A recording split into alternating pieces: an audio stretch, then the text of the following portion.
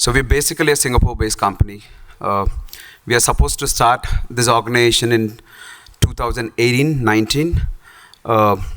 We started, but we could not able to run for a longer time. Then we got COVID, and we struggled literally to survive ourselves, because we being an organization in Singapore and having an offshore center here in India during the COVID was a big failure for us. Like, we couldn't able to survive even, like, probably with not even with 10 employees. So there's a lot of absconding. There are people taking too many offers, work from home. There was no honesty, like even the delivery was not happening really, and a lot of escalations from the customer. And later we thought, okay, we will actually take a pause. Let's actually deliver the work from Singapore, and we again pushed all the projects to Singapore. Then once COVID got settled, we started this journey. Then we still see a bigger problem, and the problem magnified to an extent. I've seen people taking 4-5 offers, putting 4-5 laptops in front of them, and working from home. And whenever we are giving an offer, they take the offer. In 2 days, we get a call saying that I have another offer. Can you just give me another 40% hike or 30% hike? And we being a very small organization or a startup or maybe a mid-sized organization, we are not able to remunerate to the ask what they're actually requesting for. Then the 4th day he comes again saying that, no, I got another offer. I want another 20 plus than what I've asked last time. I mean, right? We work on a very less rate cards, and we couldn't able to survive.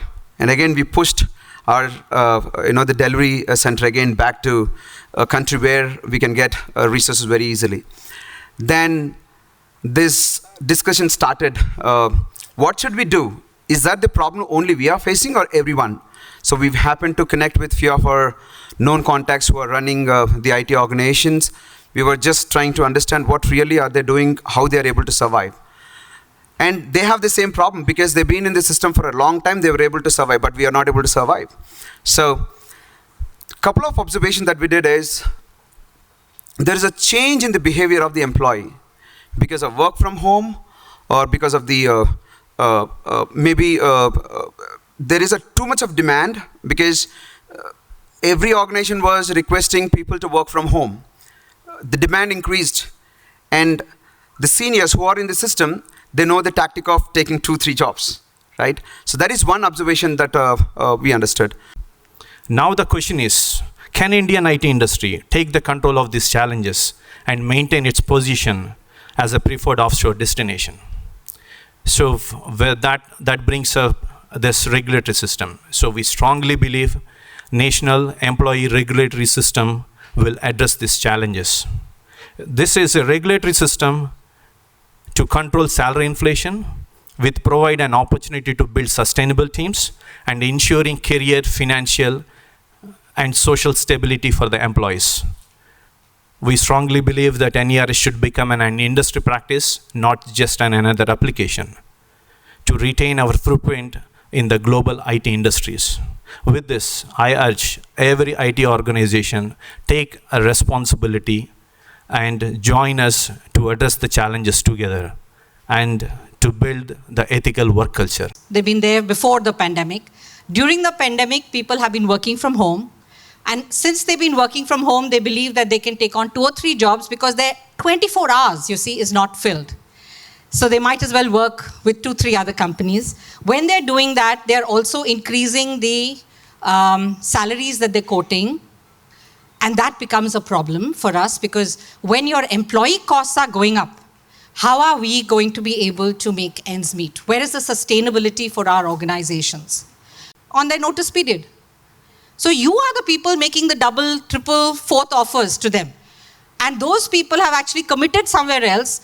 The people who they've committed their first, hire, they've stopped their pipeline, right? They're not hiring for that position any longer, because they believe that that person is going to join them.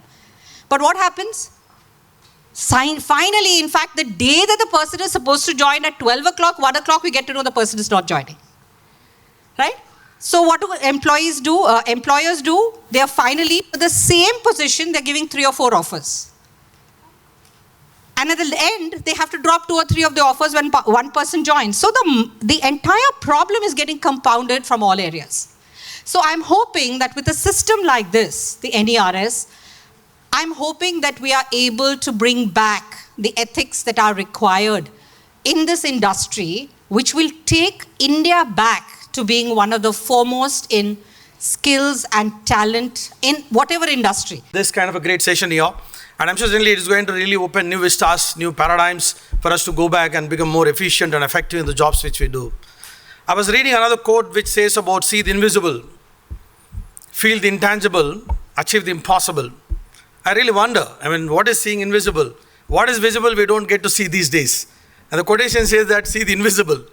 And it caught my attention and fascination. How is that, I can anticipate future. Yeah? Anticipating the future, thinking ahead of times, beyond the horizons. Therefore, I can design, develop and deliver products which are user-friendly, which are human-friendly.